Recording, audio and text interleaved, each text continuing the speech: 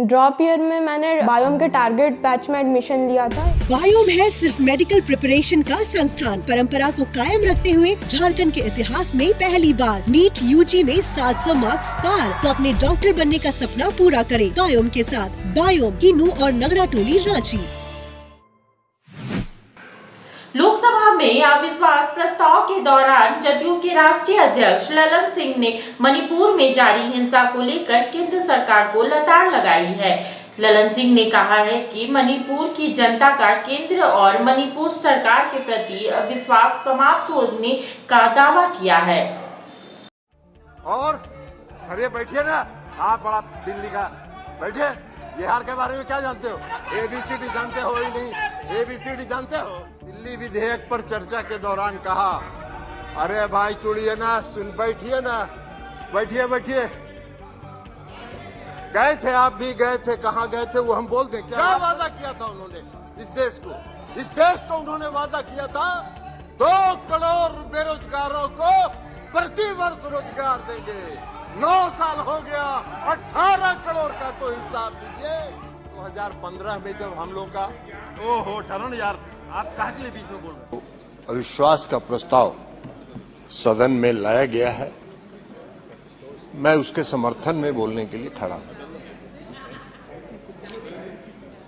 और गौरव गोगोई जी ने मणिपुर की हिंसा के बारे में बहुत विस्तार से चर्चा की।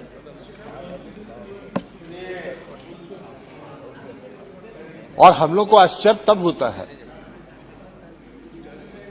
जब मणिपुर इस देश का पूर्वोत्तर राज्य है, महत्वपूर्ण राज्य है, डबल इंजन की सरकार है।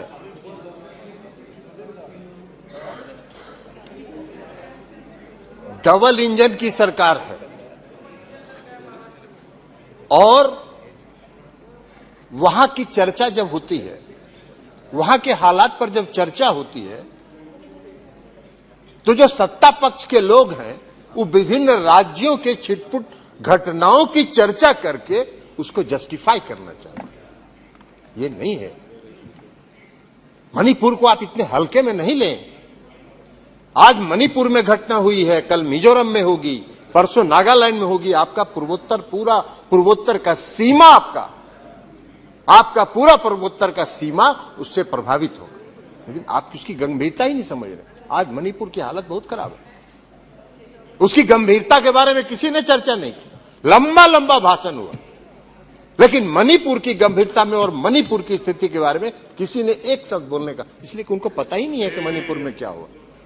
उनको पता ही नहीं है कि मणिपुर में क्या हुआ। मैं भी गया था, मणिपुर गया था, और मैं गया था 2 समुदाय के बीच इतनी दूरी बढ़ गई है, इतनी घृणा फैल गई है एक दूसरे के प्रति कि उसको पाटना बहुत मुश्किल है।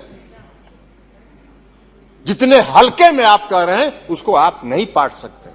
दोनों समुदाय के लोगों में विश्वास की कमी है। हम लोग गए थे, दोनों समुदाय के राहत शिविरों में गए थे। दोनों समुदाय के लोगों का विश्वास राज्य की सरकार के प्रति समाप्त हो गया।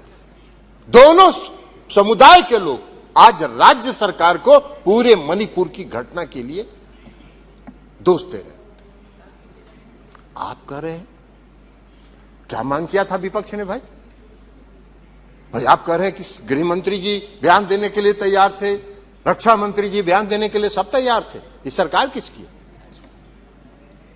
सरकार किसकी?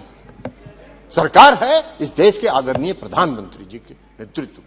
हर हम विपक्ष के लोग यही चाह रहे थे कि आदरणीय प्रधानमंत्री जी आज 3 मई से आज तक लगातार मणिपुर जल रहा है और इस देश के प्रधानमंत्री एक शब्द नहीं बोल रहे। वहां के जो 150 से ज्यादा लोग मर गए उनके प्रति संवेदना का भी एक शब्द नहीं बोल रहा। इतनी बड़ी घटना हो गई इस देश के किसी राज्य में, पूर्वोत्तर के राज्य में, आप एक शब्द नहीं बोल रहे। हम लोग की यही मांग थी कि आदरणीय प्रधानमंत्री जी आए और मणिपुर के बारे में बताएं, मणिपुर के लोगों के प्रति अपनी संवेदना व्यक्त करें। उन्होंने कहा नहीं।